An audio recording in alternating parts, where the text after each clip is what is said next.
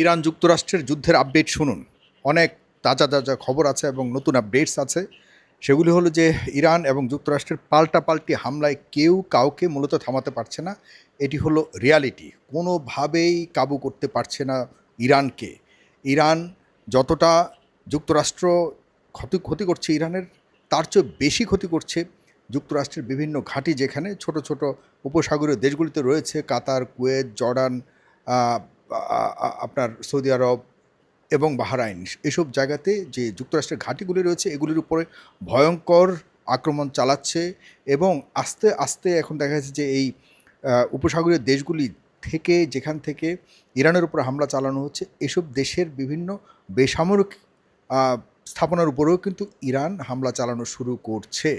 যেমন পানি সাপ্লাই কেন্দ্র থেকে শুরু করে, যেখানে কুয়েতের মানে গুরুত্বপূর্ণ পানি সরবরাহকারী যে প্রতিষ্ঠান রয়েছে সেখানে হামলা চালিয়েছে, সেটিকে অকেজো করে দেওয়া হয়েছে। কারণ হলো ইরানে এর আগে যুক্তরাষ্ট্র ইরানের পানি সরবরাহকারী অনেকগুলি স্থাপনার উপরে হামলা চালিয়ে ধ্বংস করে দিয়েছে, যে কারণে ইরানের অন্ততপক্ষে 20 থেকে 25টি গ্রাম পানি বিচ্ছিন্ন হয়ে গেছে।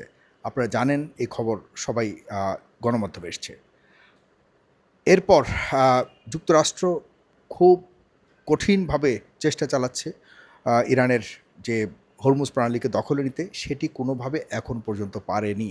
এক বিন্দু পরিমাণও সেখানে দখলে নিতে পারেনি, বরং যেভাবে ইরান চেয়েছে যে আমাদের কথা মতোই সেখানে সব কিছু চলবে, সেটি তো চললই না, বরং পুরো হরমুজ প্রণালীকে বন্ধ করে দিয়েছে।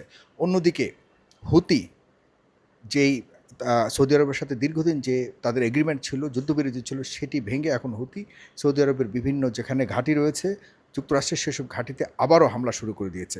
সুতরাং মানে ইরানের সাথে ইরানের যেসব সহযোগী শক্তিগুলি রয়েছে তারাও কিন্তু এখন আস্তে আস্তে জাগ্রত হচ্ছে এবং সমানভাবে তার চেয়েও বেশি আক্রমণ চতুর্দিকে চালাচ্ছে। উপসাগরীয় একটি দেশও এখন আনটাচড নাই, সবগুলির উপরেই ইরান একসাথে, হুতি থেকে শুরু করে। আর অন্যদিকে লেবাননের যে হিজবুল্লাহ গোষ্ঠী, সেটি তো রয়েই গেছে, তারা তো ইসরায়েলের সাথে আবারও পাল্টা যুদ্ধ চালাচ্ছে। মানে যুক্তরাষ্ট্রের প্রেসিডেন্ট ডোনাল্ড ট্রাম্প কোনো কথাই রাখেনি। সে সম্পূর্ণ যে এগ্রিমেন্ট হয়েছিল, ইসলামাবাদ এগ্রিমেন্ট, সেটিকে সম্পূর্ণ ভায়োলেট করে সে যে একজন অমানুষ, সে যে একজন অমানবিক মানুষ, সে যে একজন খুনি, সেটি স্পষ্টভাবে সে প্রমাণ করেছে, আবারও অতর্কিতভাবে হামলা চালিয়ে। এদিকে সিআইএর একজন সাবেক বিশ্লেষক ল্যারি জনসন, তিনি কিন্তু কিছু কথা বলেছে।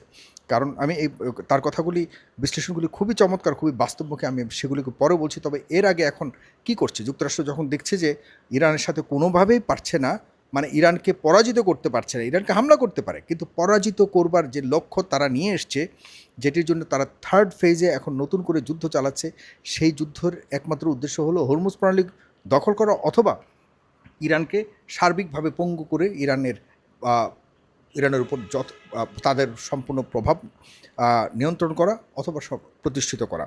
সেটির ব্যাপারে কোনোভাবেই যুক্তরাষ্ট্র এগুতে পারেনি, কোনো কিছুই দখল নিতে পারেনি। এখন তারা বলছে যে তারা স্থল যুদ্ধ করতে যাবে, মানে বুটস অন দ্য গ্রাউন্ড। সেই পুরনো কথা, প্রথম দিকে যখন হেরে গিয়ে বলছিলেন আমরা বুটস অন দ্য গ্রাউন্ড করব, কিন্তু কোনোভাবেই করা সম্ভব নয়। ল্যারি জনসন খুব গুরুত্বপূর্ণ কিছু কথা বলেছে, আমি সেটি পড়েছি। ল্যারি জনসন বলেছে যে এই ধরনের সিদ্ধান্ত নিলে যুক্তরাষ্ট্রের সবচেয়ে ইতিহাসের সবচেয়ে মারাত্মক সিদ্ধান্ত নেওয়া হবে। এর কারণ হলো যুক্তরাষ্ট্র থেকে কমপক্ষে 5 থেকে 6 লক্ষ সেনা লাগবে তাদের ছোট ছোট কয়েকটা জায়গা দখল করতে, যেটি কোনোভাবেই সম্ভব নয়। যুক্তরাষ্ট্রের সেনারা তো যাবে কী দিয়ে? শিপ দিয়ে। শিপ দিয়ে যদি যায়, জাহাজ দিয়ে যদি তাদের গিয়ে তাদের যে দ্বীপগুলি রয়েছে, এসব দ্বীপের মাধ্যমেই তো ইরানে ঢুকতে হবে। এর সবচেয়ে বড় পথ কোনটি? সেটা হরমুজ প্রণালী।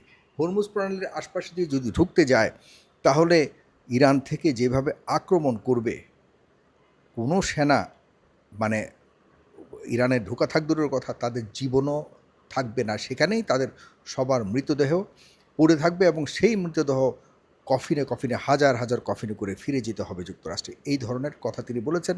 আর বাকি রইল আকাশপথে। আকাশপথে মানে হলো বিমানে করে যদি যায়, তাহলে সেখানে 100 থেকে 150 সেনা একসাথে কোনো বিমান, মানে বিমান করে মিলিটারি বহন করা বিমান, মিলিটারি বা সৈন্য সদস্যদেরকে বহনকারী বিমানের মধ্যে কিন্তু তাদের অস্ত্র, গোলা বারুদ, খাবার থেকে শুরু করে অনেক কিছু, যতজন মানুষ আটার জন্য বসার জন্য জায়গা থাকে তার অর্ধেক থাকে তাদের অস্ত্র, গোলা বারুদ এবং খানার জন্য খাবারের জন্য বিভিন্ন সরঞ্জামাদি। এইসব নিতে গেলে একটা ফ্লাইটে, সবচেয়ে বড় ফ্লাইটও ১-১৫০ বা ২০০-র বেশি কোনোভাবেই সৈন্য নেওয়া সম্ভব নয়। দ্বিতীয় বিশ্বযুদ্ধে যুক্তরাষ্ট্র ছোট্ট একটা শহরকে মানে দখল করতে গিয়ে ১,৯০,০০০ সৈন্য মোতায়েন করতে হয়েছিল, তাও ৩ মাস সময় লেগেছিল। সেটি ছিল খুব সহজ পথ, সহজ সেই দ্বিতীয় যুদ্ধের সময়। আর এখন এত বড় ইরানের ছোট্ট একটি শহরকে যদি দখল করতে যায়, ধরুন ১,০০,০০০ও যদি যেতে হয় স্থলযুদ্ধে, ফিজিক্যাল সৈন্যরা যদি যেতে হয়, তাহলে এই বিমানে করে কতজন সৈন্য নামবে? ১০০ জন, ২০০ জন যদি এক ফ্লাইটে যায়, ১,০০,০০০ সৈন্য নিতে কত ফ্লাইট প্রয়োজন হবে, কত দিনের, কত সময়ের প্রয়োজন হবে, কতগুলির ফ্লাইটের প্রয়োজন হবে। এবং এইসব ফ্লাইট সেই মানে ৫০ ডিগ্রি সেলসিয়াস গরমের মধ্যে গিয়ে কোনো এক প্রান্তরে বা পাহাড়ের উপরে গিয়ে ল্যান্ড করে এরা আবার সুস্থভাবে এই ৫০ সেলসিয়াসের তাপমাত্রার মধ্যে বেঁচে সুন্দরভাবে নিজেদেরকে তৈরি করে দিনের পর দিন যুদ্ধ করবে ইরানিয়ানদের সাথে, এটি পাগলও বিশ্বাস করে না। সুতরাং বুটস অন দ্য গ্রাউন্ড বা স্থল যুদ্ধে কোনোভাবেই এটি স্বপ্নও কল্পনা করার কোনো সুযোগ নেই যুক্তরাষ্ট্রের। তবুও তারা যে কল্পনা করছে সেটি সেই কল্পনার মধ্যেই থাকবে বলে বিশ্বাস করেন জনাব ল্যারি জনসন। বাকি রইল কী হতে যাচ্ছে তাহলে। জনাব মুস্তফা খামেনি বলেছে, যদি যুক্তরাষ্ট্রের মানে কোনো সৈন্য এই অঞ্চলে আসে, যুক্তরাষ্ট্র যে মানে প্রতিঘাত খাবে সেটি যুক্তরাষ্ট্রের সারা জীবন মনে থাকবে।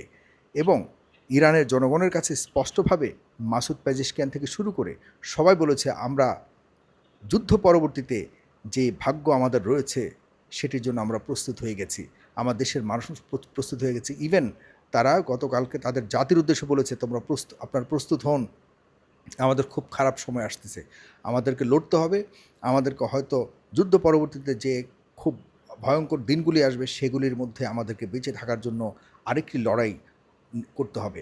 এই ধরনের আহ্বান করে জনগণকে কিন্তু বুঝিয়ে দিয়েছে যে আমরা পিছু হটছি না, আমরা সামনে এগুচ্ছি, আমরা মুখোমুখি যুদ্ধে যাব এবং আমরা বিজয়ী হব।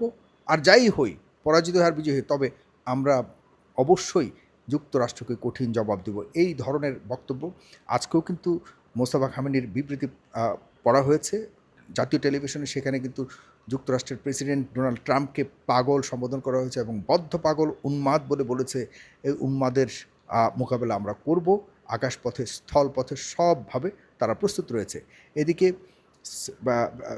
সেন্টকম, যেটি সেন্ট্রাল কমান্ড যেটি যুক্তরাষ্ট্রের, সেখান থেকে বলা হয়েছে প্রায় ১০০ জনের উপরে যুক্তরাষ্ট্রের সৈন্য আহত হয়েছে। তারা তো সবসময় কখনোই স্বীকার করে না, যদিও সেই বিশ্লেষক ল্যারি জনসন তিনি বলেছে যুক্তরাষ্ট্র তাদের সৈন্যের মৃতের সংখ্যা এবং তাদের ক্ষয়ক্ষতির পরিমাণ তারা কখনোই উল্লেখ এবং এটি তারা এই বেইমানিটা তাদের যুক্তরাষ্ট্রের জনগণের সাথেও করছে, এটি প্রতারণা বলে তিনি বলার চেষ্টা করেছেন। ১০০ জন সৈন্য বলা হয়েছে যে এ পর্যন্ত আহত হয়েছে, যার সংখ্যা আরও অনেক বেশি। যুক্তরাষ্ট্র সেন্ট কমান্ড মিথ্যা কথা বলছে বলে তিনি দাবি করেছেন।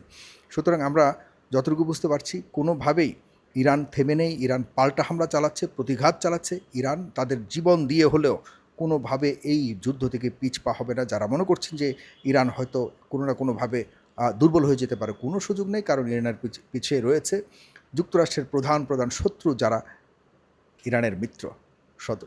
সুতরাং সবাই দোয়া করুন ইরানের জন্য, আমরা খুব সহসায় ইরানের প্রকৃত স্বাধীনতা পাবো। এদিকে শেষ কথাটি বলছি, আপনারা অবশ্যই আজকে কিন্তু ২১ জুলাই ২০২৬ মঙ্গলবার বাংলাদেশে আমি বসে কথাগুলি বলছি, আপনারা মনে রাখবেন, তারিখগুলি বলার জন্য আপনারা বলেছেন তাই বলে রেখেছি। আজকে ২১ জুলাই। শেষ কথা যেটি বলতে চাইছি সেটি পাকিস্তানের ডন পত্রিকাতে খুব চমৎকার একটি লেখা আজকে এসছে। তারা বলেছে যে আলোচনা যেটি চলেছিল ইসলামাবাদ ডায়ালগের নামে, এই পর্যন্ত যে আলোচনাটি, সমঝোতা আলোচনা যেটি চলেছে, সেখানে ইরান প্রথম থেকে কোনোভাবে মাথা নোয়ায়নি।